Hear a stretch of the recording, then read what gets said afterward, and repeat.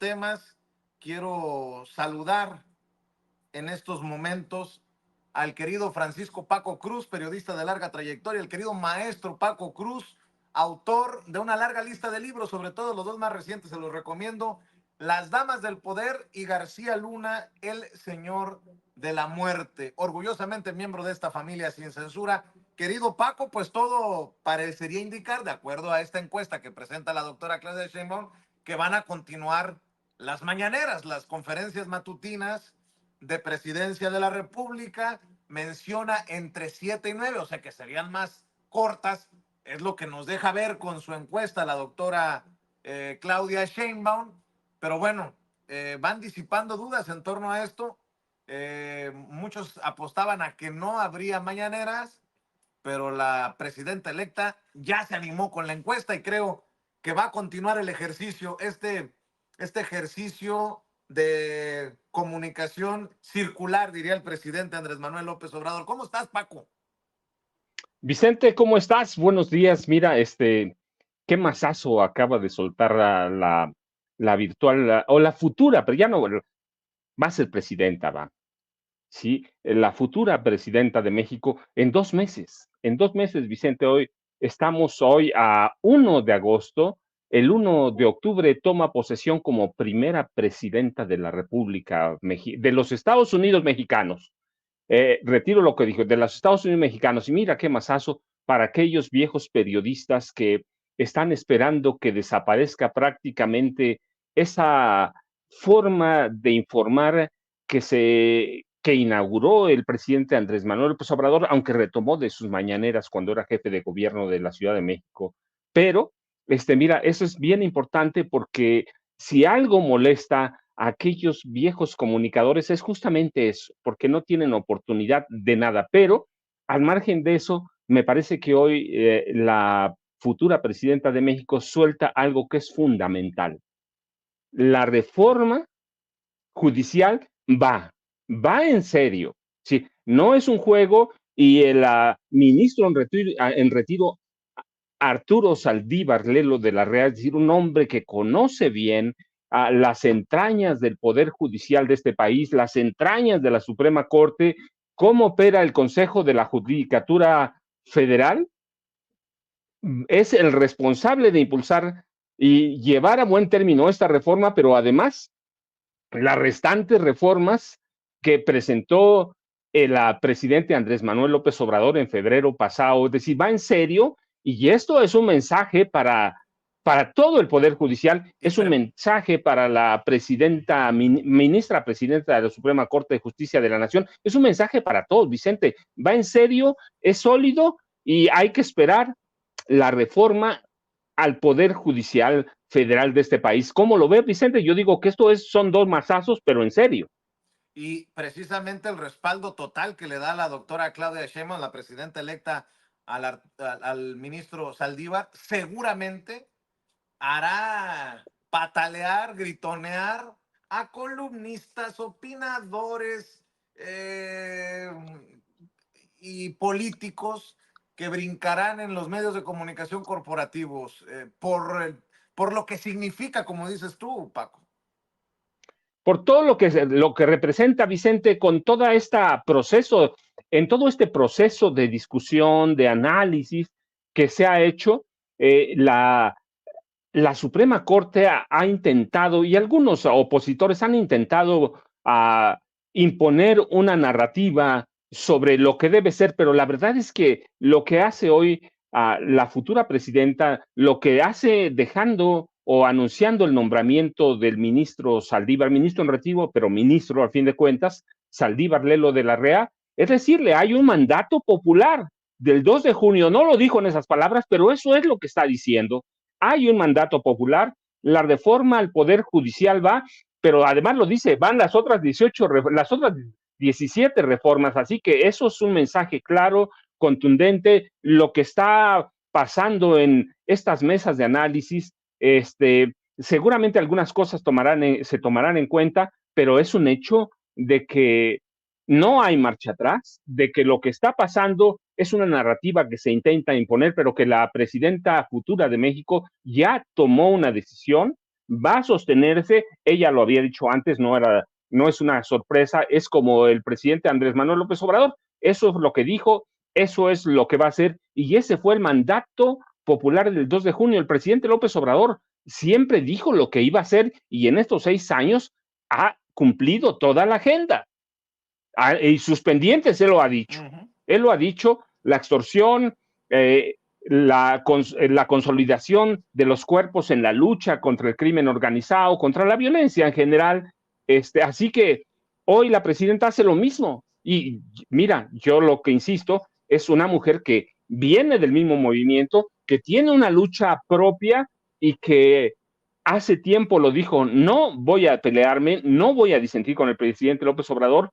Es una agenda propia porque salimos del mismo movimiento y pensamos algunas cosas en forma similar. Así que para mí esto es una muy mala noticia, según ellos, para la Suprema Corte de Justicia de la Nación, y los ministros que creen que está enojado López Obrador solo porque le rechazaron el tema de la Guardia Nacional. No, hombre, hay muchísimo enojo en la población, hay cualquier cantidad de temas que se pueden y que se cuestionan al Poder Judicial en general. Así que la reforma judicial va, y para mí esta es mala noticia para ellos, Vicente, y es una noticia de que la presidenta tiene una agenda y la va a cumplir entrando e iniciando su mandato como presidenta de la República a partir del próximo 1 de octubre, Vicente.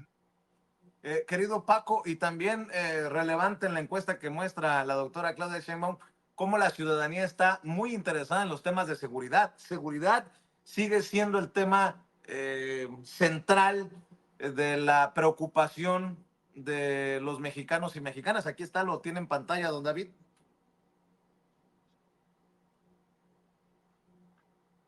¿Cómo ves, Paco? Mira, Vicente, el presidente lo dijo, la futura presidenta de México lo ha dicho también, la ciudadanía ha sido clara, le da un voto de confianza al López Obradorismo, ya no a López Obrador, sino a Claudia Sheinbaum Pardo, para que continúe con esa tarea. Hay muchos pendientes. El combate a la inseguridad, el combate a la violencia, lo están mostrando. Es decir, hay una ciudadanía que entiende, una ciudadanía que sabe lo que falta. Y mira, es tan importante que, por ejemplo, los grupos anti López Obrador, los grupos anti el López Obradorismo, mantienen una campaña para reforzar o para intentar influir en la agenda de la futura presidenta de México, por ejemplo, como María Elena Morera Mitre. Mantienen una campaña, lo han reforzado para tratar de influir en estas cuestiones que son fundamentales, no solo para el presidente saliente, no solo para la presidenta futura de México, sino para la ciudadanía, el combate a la violencia, que no se puede quitar el dedo del renglón, Vicente. Paco, permíteme hacer un paréntesis. Permíteme hacer un paréntesis para saludar al diputado federal de Morena por el estado de Jalisco, gran amigo de Sin Censura, quien tenía ya rato de no saludar en este espacio. Me tocó saludarlo hace poco en el Senado, Hamlet Almaguer, porque si hay alguien pendiente y que le sabe a estos temas relacionados a la situación electoral, a la relación de los partidos con el INE y los chillidos de la oposición luego de la derrota que le propinó la ciudadanía, el mexicano y la mexicana de a pie, es él. Mi querido Hamlet, te agradezco mucho que nos tomes esta comunicación. ¿Cómo te va? Hola Vicente, ¿qué tal? Muy buenas tardes, te saludo desde la Cámara de Diputados. Hoy hay sesión a las 5 de la tarde para discutir los primeros dictámenes del paquete de 18 iniciativas de reforma constitucional que envió el presidente de la República el 5 de febrero, Andrés Manuel López Obrador. Y pues nuestro compromiso con el pueblo de México es entregar estos dictámenes votados en comisión y que ya sea la próxima legislatura, la 66 legislatura, la que pueda analizarlos directamente en el Pleno, Vicente. Entonces estamos las bancadas de Morena, PT y Verde, que pertenecemos a la Comisión de Puntos Constitucionales, aquí reunidos en la previa, y a las 5 arrancamos con esto. Y me da mucho gusto saludarte, y al maestro Paco también, y a la audiencia, por supuesto. Gracias, Hamlet. Oye, esto va a hacer enojar a muchos. de esos que han pedido diálogo, como la ministra Piña con el presidente y con la presidenta electa, cuando ya están ustedes hablando ya están trabajando rumbo a la reforma, pues no son muy buenas noticias para estos que se oponen a que el pueblo decida también cómo se mueve el Poder Judicial, Hamlet. La reforma judicial se va a discutir en comisión hasta el 22 de agosto. Vamos a arrancar hoy con reformas sociales y laborales. Aquí tenemos pues dos muy importantes, una relativa al salario mínimo, que como tú sabes, nuestra audiencia conoce, se ha incrementado sustancialmente en el sexenio del presidente López Obrador, pero a él le preocupa mucho, y también a nosotros como parte del movimiento, que en el futuro pues ese salario mínimo quede blindado, que no ocurra lo que pasó en el periodo neoliberal, donde el salario mínimo en México era el tercer peor a nivel Latinoamérica. Y entonces ya tenemos este dictamen, proyecto de dictamen, que se va a discutir hoy a las 5 de la tarde, para que esté blindado el salario y no crezca, por debajo de la inflación, es decir, que se mantenga en su nivel adquisitivo. Y también hay otro que pues es muy importante para mi generación y para las subsecuentes. Tú sabes que el problema de la gentrificación pues es global, pero es muy agudo en las principales ciudades del país. Y aquí la propuesta pues es tener un sistema de arrendamiento de vivienda con una función social. Entonces son algunas de las votaciones que vamos a tener entre hoy y mañana, y la judicial se va al 22 de agosto, Vicente, con un dictamen que no ha circulado, eso es falso. Tienen por ahí algunos borradores previos a los foros, pero el dictamen real, el proyecto, se va a circular el 15 de agosto y lo vamos a discutir el 22, Vicente. Fíjate, Hamlet, que estoy revisando también lo que dice Guadalupe Tadei, la consejera presidenta del INE, porque ya nada más a esta oposición envalentonada por lo que pasó en Venezuela les falta decir que cobran en Palacio Nacional Guadalupe Tadei, ¿no? Kenia López Rabadán, todos estos personajes diciendo que el régimen de Morena quiere llevarnos más o menos por el camino de Maduro. Locuras, pues. Esto es lo que dice la consejera presidenta del INE, Guadalupe Tadei. El instituto deberá, en caso de que esto se apruebe, entrar en trabajos rápidamente con la Cámara de Diputados para ir definiendo puntualmente lo que sí se requiera para llevar a buen puerto esto si pasara la aprobación del Congreso. Vamos ahorita a decir que el análisis nos lleva hasta este momento a estas conclusiones. ¿Tendremos campañas? ¿Cómo serán las campañas? ¿Cómo interviene el Instituto Nacional Electoral en el manejo de tiempos en radio y televisión? ¿Tendrán prerrogativas? ¿Quién podrá hacer uso? ¿Tendremos un modelo de fiscalización? ¿Habrá sujetos obligados? ¿Habrá acciones y actitudes y características sancionables? ¿Cuáles son estas? Este tipo de cosas. ¿Cuál es la cadena impugnativa que debe de seguir este proceso? ¿Quiénes serán los responsables? ¿Quién entrega la constancia de mayoría? ¿Quién hace el cómputo? ¿Cómo hace el cómputo? ¿Habrá representantes en las casillas? ¿La cadena de custodia se cuida o no se cuida? ¿Tendremos representantes en los consejos distritales y locales?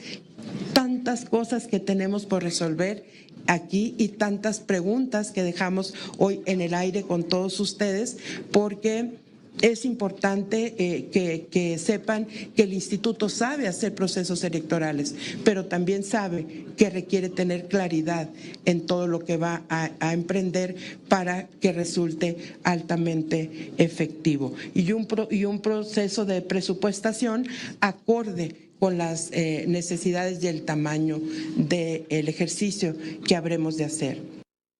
Y en la claridad de todos estos puntos es donde entran ustedes, Hamlet. Sí, pues yo celebro que estemos en una etapa de la discusión pública donde estamos viendo el cómo sí. Y nos planteó una serie de dudas que son legítimas, que son adecuadas. Te pongo un ejemplo muy práctico que influye en todos los aspectos de este proceso electoral. Mira, en la elección de junio, del 2 de junio, se instalaron cerca de 160,000 casillas en el país. Sin embargo, sobre todo en zonas metropolitanas, encontramos que una parte muy importante de las casillas son contiguas. Está la básica y luego contigua 1, contigua 2, contigua 3. Lo que está, digamos, sobre la mesa es un análisis de si necesitamos las 160,000 casillas para la elección de los jueces y magistrados o si por el contrario basta con los 85,000 domicilios en donde se ubican esas 160,000 casillas. Teniendo entonces un centro de votación por domicilio, garantizarías que los ciudadanos acudan al mismo lugar donde votaron el 2 de junio a emitir su sufragio, pero que en lugar de tener 5 casillas o 4 casillas, tengas un solo centro de votación, y eso por supuesto que abarata los costos. Eso se tiene que analizar también bajo criterios, digamos, predictivos de qué porcentaje de participación tendríamos en una elección de jueces y magistrados. Es uno de los casos. Otro tiene que ver pues con los insumos que se puedan recuperar, que se puedan reciclar, reutilizar. Todavía hay mesas, mamparas, por supuesto urnas, crayones que son útiles. Y otro aspecto relevante tiene que ver con la capacitación. ¿Quiénes van a ser los funcionarios de casilla? Se tratará de los mismos que ya fueron capacitados y acaban de estar hace un par de meses y se les dará una capacitación complementaria, o hay que hacer todo un análisis novedoso, sortear otro apellido y otra letra y entonces ya sobre eso caminar. Todo esto va a influir en el costo y yo celebro que ahora estemos viendo cuánto va a costar y cómo hay que hacer la elección y ya no estemos atorados en la narrativa pública, sobre todo de la derecha, de se puede o no se puede hacer la elección. Ya Guadalupe Tadei dijo, se puede hacer la elección, nada más necesito esto y por supuesto el presupuesto para poder convertirlo en una realidad. Yo sé que tienes compromisos, Hamlet, pero antes de que te vayas, ¿qué le dices a la gente ante pues esta narrativa de la sobrerepresentación y la violación de todas las normas que han propuesto políticos de oposición y que tienen eco en los medios de comunicación corporativos? Ayer Gerardo Fernández Noroña toma el estrado, toma el micrófono y les pone una tunda a la oposición. Te he escuchado a ti, te he leído a ti, pero sigue esta narrativa y mi preocupación es que se vaya a confundir gente como la audiencia de Sin Censura ante estos chillidos de la oposición, y perdón por mis expresiones. Hamlet, tú eres muy propio. Sí, bueno, recordarle a la audiencia, tenemos un sistema mixto en el país, 300 diputaciones se eligen en distritos uninominales, el ganador se lleva todo, como ocurre allá en Estados Unidos, y 200 son asignadas de representación proporcional en 5 listas regionales de 40 diputaciones. Se hacen entonces pasteles y se dividen conforme a un número que se llama cociente y que en términos prácticos es la rebanada de pastel. Más o menos, cada 250,000 votos son una diputación federal. Entonces, hemos tenido una coalición muy exitosa en los distritos de mayoría. Nuestros aliados PT y Verde le sumaron votos a la coalición y además ganaron distritos que eran complicados. El Verde, por ejemplo, ganó el distrito 17 de la Ciudad de México, que es Santa Fe. Ganó el distrito 2 de Querétaro, que pues, ha sido una zona tradicionalmente conservadora. Prácticamente ganaron solos en San Luis Potosí. Ahí fue al revés, el mayor porcentaje de votos fue del Verde y lo que se sumó fue de Morena y de PT. Entonces, dice la oposición que utilizamos la coalición para transferirle curules a nuestros aliados, para darles vida artificial, y eso es falso. Lo que pasa es que ya no entiende la derecha que los partidos que antes eran grandes en dimensión, el PAN y el PRI, el PRIAN, ahora son pequeños y que los partidos que eran pequeños pues ahora son medianos. Los verdaderos satélites ahora son el PRI y el PAN. Tan es así que van a quedar muy por detrás en la integración de la Cámara y del Senado. Me llama la atención que en las últimas horas Movimiento Ciudadano abrazó el argumento de Morena. El argumento de Morena es el siguiente: la asignación de plurinominales se tiene que realizar por partido político, no por coalición. Y Movimiento Ciudadano presentó ante el INE un documento en el que alega que la senaduría de primera minoría, es decir, la que se le asigna al segundo lugar, se debe de asignar por partido y no por coalición. Está muy interesante el argumento. En nuestro sistema, el partido que gana se lleva 2 escaños y quien queda en segundo lugar se lleva 1. Y ellos le están diciendo al INE, oye, interpreta que el segundo lugar lo tienes que asignar no por coaliciones, no al PRIAN, sino por cada partido en lo individual. Y así ellos están buscando tener 4 escaños. En el fondo, adicionales. En el fondo lo que están alegando es que el criterio en estos casos de asignación de diputaciones plurinominales, es lo que dice Morena, y de Senado de primera minoría, es lo que dice Movimiento Ciudadano, es por partido político. Y pues nosotros estamos conscientes que hay jurisprudencia, que hay criterios ya sostenidos de 2003, 2006, 2009, 2012, 2015, 2018, 2021, y ahora no pueden ni en el Instituto Nacional Electoral ni en el Tribunal variar el criterio, tiene que sostenerse la línea jurisprudencial, y eso pues nos garantizaría la mayoría calificada. Hay un componente que ahorita está generando movimientos en las integraciones de las bancadas que se conoce como afiliación efectiva o militancia efectiva. Es decir, el INE verifica que las personas que hayan llegado a los triunfos en los distritos o que estén en las listas de representación proporcional, en realidad sí sean militantes del partido político que los postuló o que sí tengan una carrera política en el instituto que los postuló. Y por estos movimientos de afiliación efectiva puede haber una modificación más o menos de cerca de 15 a 17 diputaciones federales, pero eso no afecta a la mayoría calificada. Se tiene que analizar caso por caso, pero podemos estar tranquilos en que aún con ese criterio de militancia efectiva no van a lograr quitarnos la mayoría calificada. Y además, en cuanto a militancia efectiva, las transferencias o el reconocimiento de las curules son dentro de la propia coalición, es decir, tú no eres morenista, tú eres del PT, o tú no eres morenista, tú eres del verde, o tú no eres verde, tú eres petista, o tú no eres verde, eres morenista. Pero las transferencias se quedan dentro de la misma coalición. Por esa razón no veo riesgo en cuanto a la afiliación efectiva, Vicente, y mis pronósticos, pues la verdad es que son muy favorables a que vamos a lograr defender la mayoría calificada que el pueblo de México votó el 2 de junio. Pues yo te agradezco que compartas con la audiencia de Sin Censura, Hamlet, que también este compromiso lo hagas siempre posible, en la medida de tus posibilidades, con esta audiencia. Y te mando un abrazo, a seguirle dando, estamos al pendiente de lo que hacen. Podemos no estar en contacto, la gente te puede no ver en Sin Censura porque andas corriendo y nosotros también, pero tú sabes que se te admira, se te respeta y se te agradece tu compromiso con la audiencia, Hamlet. Gracias, Vicente, y pues procuremos retomar las participaciones. Les mando un abrazo. Muchas Saludos gracias, a todos. como siempre. Échenle ganas. Diputado del partido Morena de Jalisco, Hamlet Almaguer, hablando con nosotros Sin Censura. Y mi querido Paco, disculpa que te haya pedido este paréntesis, porque son temas importantes en estos momentos en los que nos encaminamos precisamente a la reforma judicial, que queda ya un camino trazado con la pues la inclusión oficial del ministro Saldívar al equipo de presidencia de la República del próximo gobierno, Paco. Fíjate, Vicente, qué importante lo que dijo Hamlet Almaguer, que más o menos embona con el anuncio que hace hoy la futura presidenta de México. Lo que dice con el nombramiento de Arturo Saldívar Lelo de la REA, la reforma judicial y todas las demás, como lo dice Hamlet, va.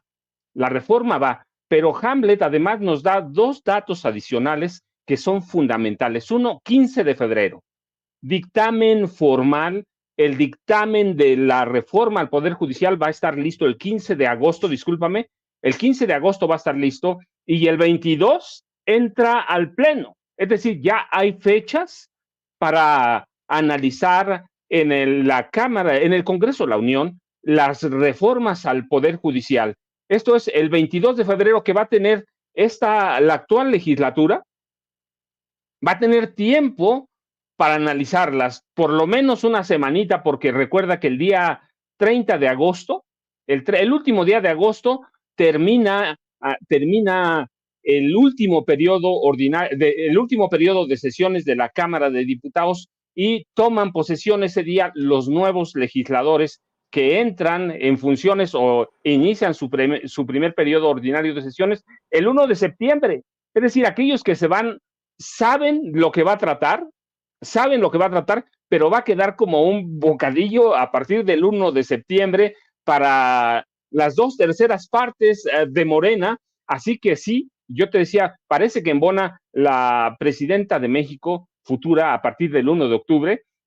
Me da la impresión, y que no me da la impresión, ya lo sabe que difícilmente se le va a caer la mayoría, la mayoría calificada en el Congreso de la Unión, así que dice va todo, y Hamlet Almaguer nos da ya fechas, 15 de agosto y 22 de agosto, así que ya tenemos fechas para que inicie la discusión en serio de lo que será la reforma al Poder Judicial Federal, Vicente.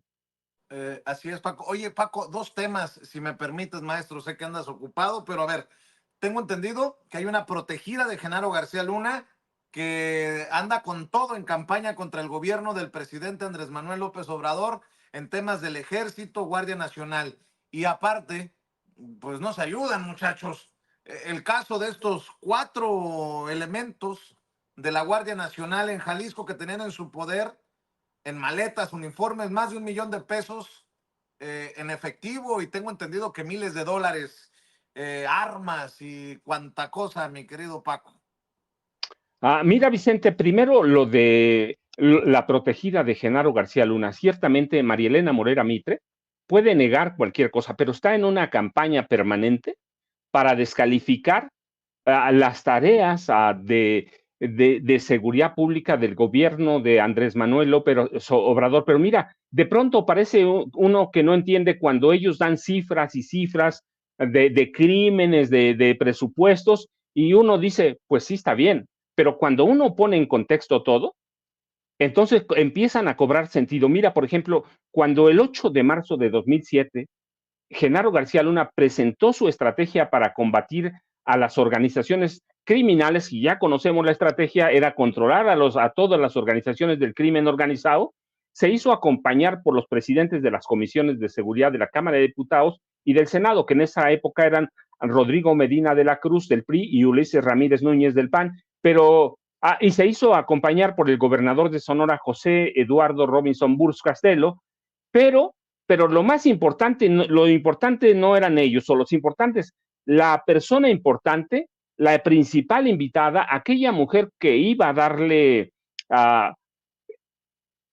confiabilidad al proyecto de García Luna, se llamaba María Elena Morera Mitre, una mujer de la sociedad civil, cualquier cosa que eso signifique, Vicente, porque yo la verdad ya no sé, que se encargaría de legitimar el trabajo político y el trabajo policíaco de Genaro García Luna. María Elena Morera Mitre se encargó de maquillar o de esconder o de ocultar o de hacerse pato con todo lo que pasaba en la brutalidad de la guerra calderonista contra los ciudadanos llamados víctimas colaterales.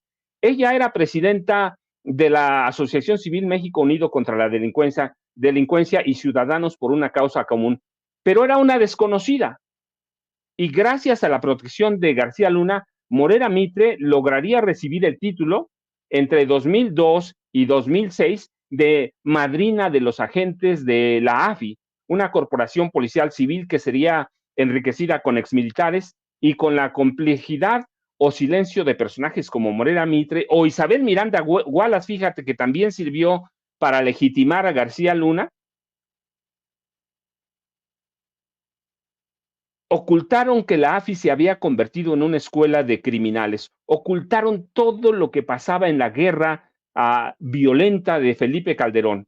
Y como Isabel Miranda, a quien García Luna impuso alguna vez como candidata a la jefatura de gobierno de la Ciudad de México, Morena Mitre, siempre bajo la ala protectora de García Luna, terminaría destacando en la escena pública nacional o de los grupos de derecha hasta convertirse en un referente de temas de seguridad nacional. Y esta semana, ya con todo ese contexto, con todo lo que ella protegió a García Luna, lo que ocultó, la forma en lo que legitimó, ha mantenido una campaña constante contra Andrés Manuel López Obrador.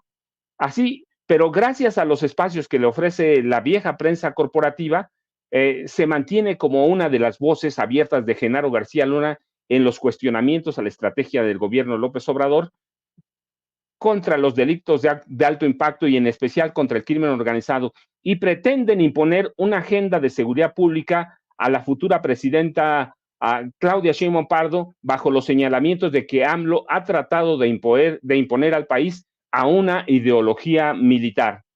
Así que, arropada por legisladores que tú conoces como Emilio Álvarez y Casa, un abierto enemigo de López Obrador y de Morena, causa común de Morena Mitre, dice que el desmesurado aumento del presupuesto a las Fuerzas Armadas, que este año ejercerán 383,000 millones de pesos, más las transferencias que se den, es ilógico y no da los resultados que se esperan. Dice que la Guardia Nacional, que tiene 128,000 elementos, solo ha reportado 2,814 detenciones, pero en realidad el papel de ella es advertir o señalar que López Obrador quiere imponerle a todo este país una ideología militar, tratando de influir en la agenda de la futura presidenta de México para desmilitarizar este país. Lo que se le olvida es que en el gobierno de Andrés Manuel López Obrador y en el gobierno de Felipe Calderón Hinojosa, las Fuerzas Armadas eran fuerzas letales, tenían órdenes, porque ahí están las bitácoras, ahí está todo, tenían órdenes de salir a matar, tenían órdenes de no dejar heridos, tenían órdenes de acabar contigo, pero dice ella que hoy nos están tratando de imponer una ideología militar. La verdad es que, aprovechando la prensa vieja, están tratando de influir hoy en la agenda de Claudia Sheinbaum Pardo. Van a poner, yo digo que no, Vicente, yo digo que Claudia Sheinbaum Pardo tiene una agenda propia, tiene todo, pero estos grupos encabezados por personajes como Morena Mitre, que responden a los intereses de García Luna, van a estar presentes para que no nos demos o no nos sorprendamos de que García Luna sigue presente en este país, que tiene todas las voces en el mundo, en Isabel Miranda Guanas y en María Elena Morena Mitre, Vicente. Pues estamos al pendiente precisamente de casos como el de la Guardia Nacional, del Ejército, mi querido Paco. Esperamos que llegue la audiencia de sentencia para Genaro García Luna. Y bueno, hay que hacerles marca personal, mi querido Paco. Tu comentario para cerrar y obviamente tus redes sociales, Paco.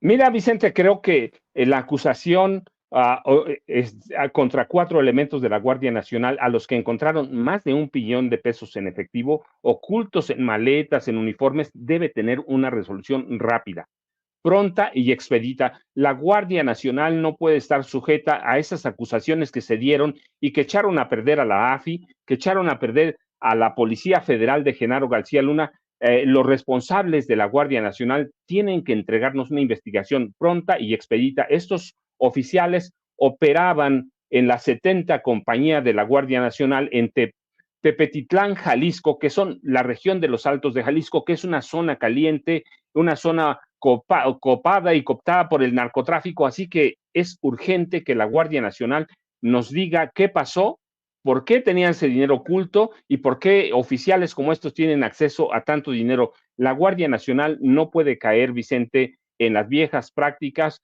que echaron a perder prácticamente a todas las policías de cada uno de los gobiernos presidenciales en este país a partir del 1 de diciembre de 1946. Yo, ya sabes, Vicente, @Paco Cruz Jiménez en X, antes Twitter, Francisco Cruz Jiménez en Facebook. Nos vemos mañana, Vicente. Muchas gracias, como siempre. Gracias, maestro. El maestro Francisco Paco Cruz. Les recomiendo sus 2 más recientes libros, Las Damas del Poder y García Luna, El Señor de la Muerte. Más de 47 años en el periodismo aquí en Sin Censura. Gracias, Paco. Buenas tardes. Y déjenme